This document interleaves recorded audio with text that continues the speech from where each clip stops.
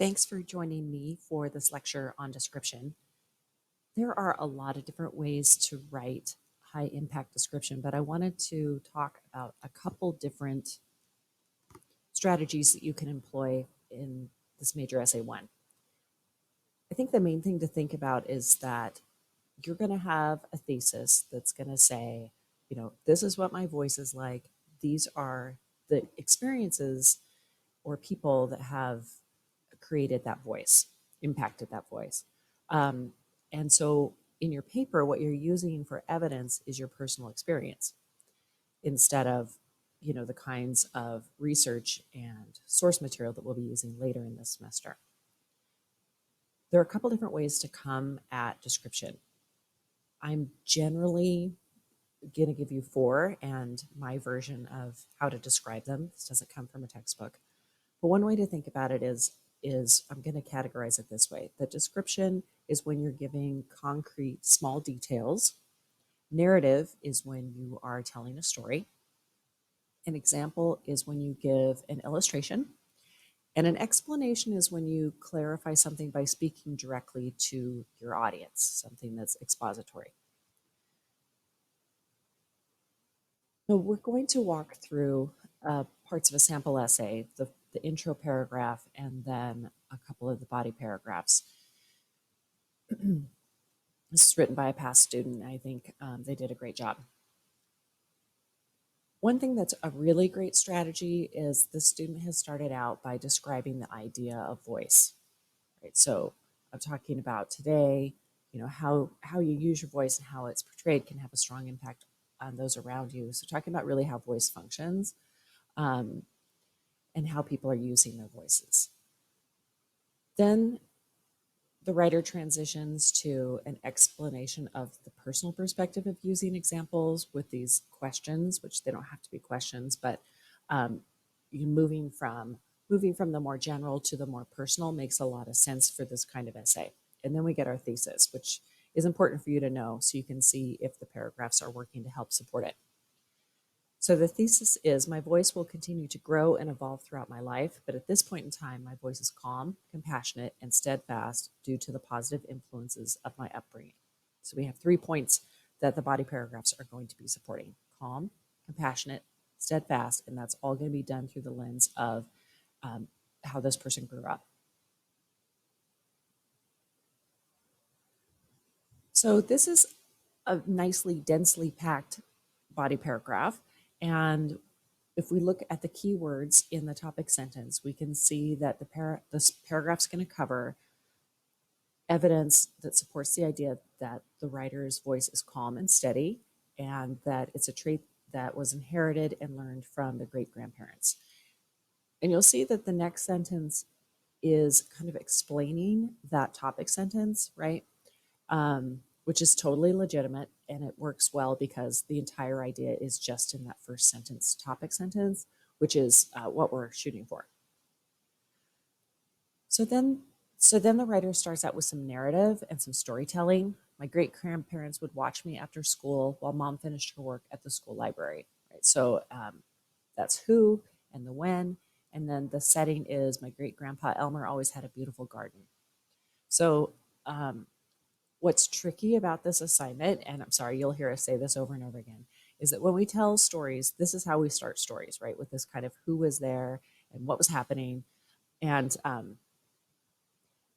we can be tempted, because we like to start stories that way, to start our paragraphs that way. But this is an academic essay, so you want to have the setting happen after you've given your topic sentence. So this paragraph is a great example of that.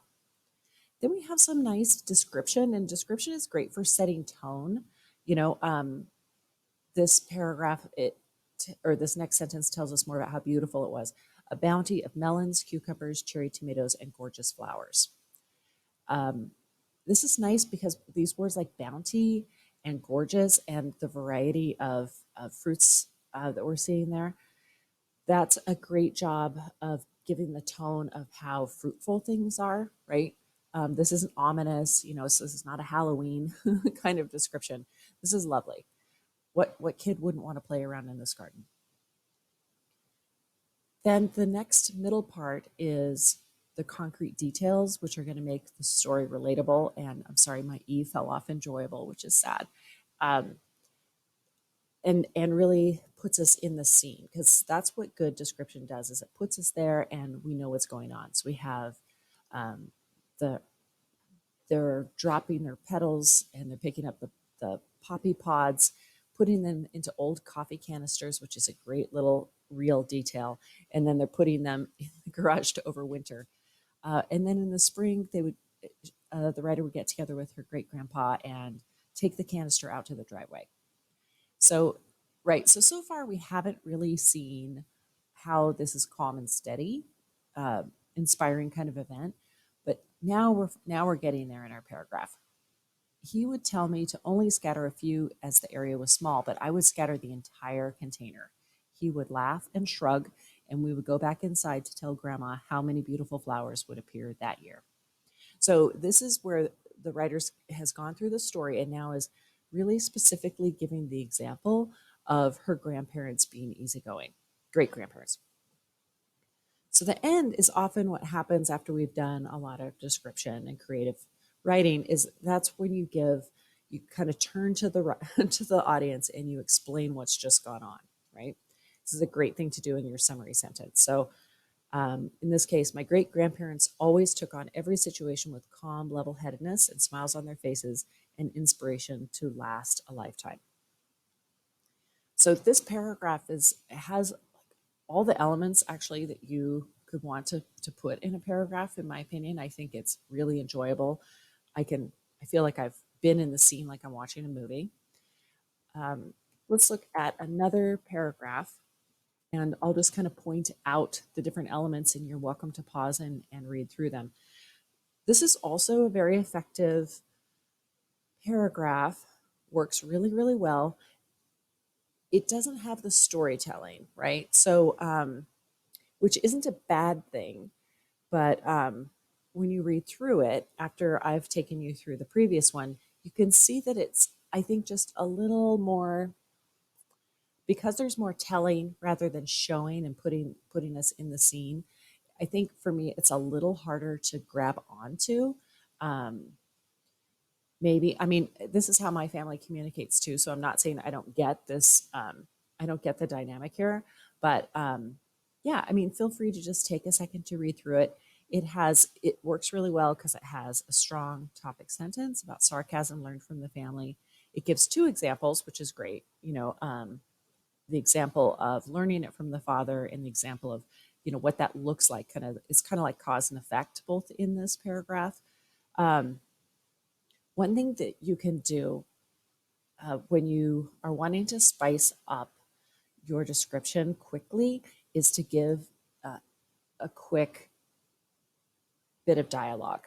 So in this case, if the writer had decided to insert a little bit of an example of something that the father would have said to them, and then something that they would have said to somebody, a friend, um, it would have made it really kind of come to life. And for me, I would have seen the extent to which the sarcasm was used. Um, so it would make it more real. But still, this is another good example. This is a A-level example. If you're wanting to boost the power of your description, here are a couple things you could try. Look at those different strategies that we've talked about. And if you're looking at your paper and you're missing one of those strategies, try to add it somewhere. It doesn't have to be in every paragraph. Don't don't torture yourself that way, but see if you can add one of the strategies to make it more well-rounded. If you're not super happy with a particular sentence or section, look to see if you can find more specific words, not necessarily fancy vocabulary, but think, like, for instance, when I think back in that earlier description, the old coffee can, like, that's not a fancy description, but that's what sticks out in my mind is them dump. I can just like hear the seeds being dumped into the bottom of that old coffee can. So it's probably rusty on the edges, right? It puts it right straight in my mind. Also, see if you can add action to the scene. Um, we learn through stories, and for us, and action, right? So, and things happening. So I think one of the things that makes that first paragraph so very effective is that it has all that interaction happening and in the garden. One thing that I like to do when I'm going through my own pieces that I've written is to remember that the verb is the most influential word in your sentence. Verbs are what the reader's mind are going to hook onto because our minds are drawn to action. So see if you can come up with a more moving verb that has more description of what's occurring. Remember that real or true details have more impact, so things don't have to be all shiny, pretty, or everything on type. You know, if there's something in your scene which kind of changes the tone or goes against the tone of the rest of it, that's really going to attract your reader's attention. Again, dialogue is excellent for putting your reader in the scene. And I say the last two bits of advice I have are take some risks. Why not go for it? Have some fun with it, and most especially be yourself. Don't try to be somebody you're not. Just, figure out who you are and put that on the page. That's particularly, on point for an assignment like this where we're wanting you to talk about your own voice. So I hope you found this helpful, and good luck.